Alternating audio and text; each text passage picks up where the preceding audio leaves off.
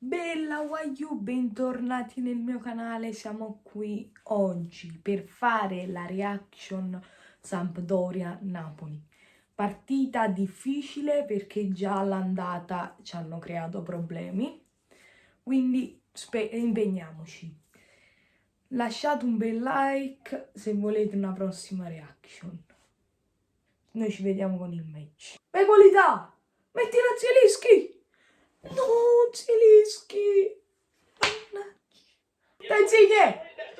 No, Tero! Mamma mia! Fabian! Bellissimo! Bella stazione! Mamma mia, Politano, che ti stai mangiando! Però bella azione!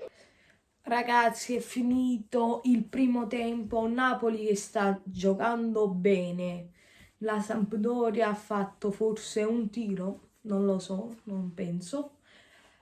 Noi ci vediamo con il secondo tempo. Sì!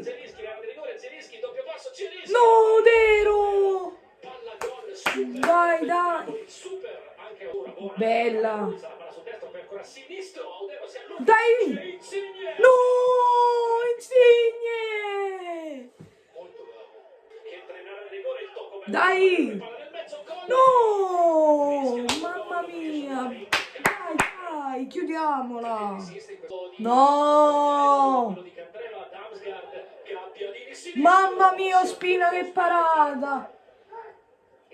Mamma mia, ragazzi!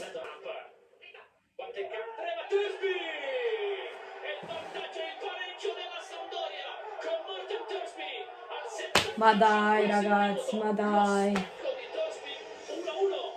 Il gol, infatti è giusto, perché si appoggia. Meno male. Vai Mertens, Osimhen! Sì! Sì! Ragazzi, è finita la partita. Un Napoli che ha giocato bene, un Napoli bello.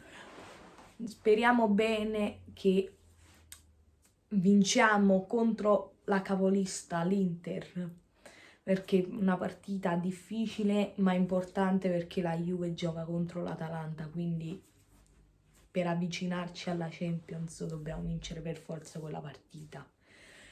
In settimana uscirà un video insieme ad Antonio. Noi ci becchiamo un prossimo video. Bella ragazzi!